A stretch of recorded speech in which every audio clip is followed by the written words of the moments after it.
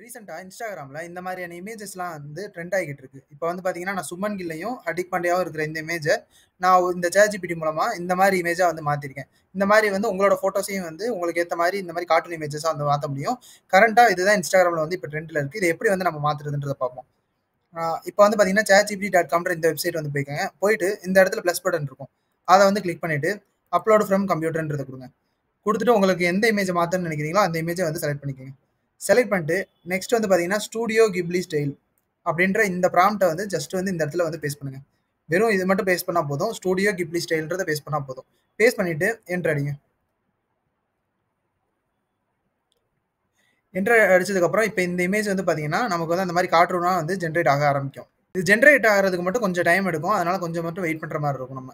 அழகா வந்து ரோஹித் கோலி, தோனி இருக்கிற இந்த இமேஜ வந்து நமக்கு அழகா இந்த மாரி கார்ட்டூனா வந்து ரெடி பண்ணி குடுத்துருச்சு. அண்ட் அந்த கப்புமே வந்து பார்த்தீங்கன்னா, நீட்டா வந்து இந்த மாரி டிசைனா வந்து ரெடி பண்ணி குடுத்துருச்சு. ஸோ இது மாரி நீங்க எந்த இமேஜ் வேணும்னு நெனச்சீங்கனாலும், அத வந்து இந்த மாரி வந்து கார்ட்டூன் இமேஜா வந்து கன்வெர்ட் பண்ண முடியும். இந்த வெப்சைட்டோட லிங்க் வந்து நான் டிஸ்கிரிப்ஷன்ல குடுத்துருக்கேன். அத ஓப்பன் பண்ணி இந்த மாரி வந்து ஜெனரேட் பண்ணிக்கங்க. நீங்க பண்ண வேண்டியது ஜஸ்ட் வந்து அப்லோட் பண்ண போறீங்க. அப்லோட் பண்ணிட்டு கீழ வந்து ஸ்டூடியோ கிப்லி ஸ்டைல் அப்படின்றத மட்டும் டைப் பண்ணிட்டு என்டர் அடிச்சீங்கன்னா போதும். இது ஜெனரேட் ஆயிரும். ஜெனரேட் ஆகுறதுக்கு மட்டும் ஒரு 5 டூ 6 மினிட்ஸ் ஆகும். இந்த இமேஜ நீங்க டவுன்லோட் பண்ணணும்னு நெனச்சீங்கனாலும், இந்த இடத்துல டவுன்லோட் ஆப்ஷன் இருக்கும். இத கிளிக் பண்ணீங்கன்னா, உங்களுக்கு இந்த இமேஜ் வந்து டவுன்லோட் ஆயிரும்.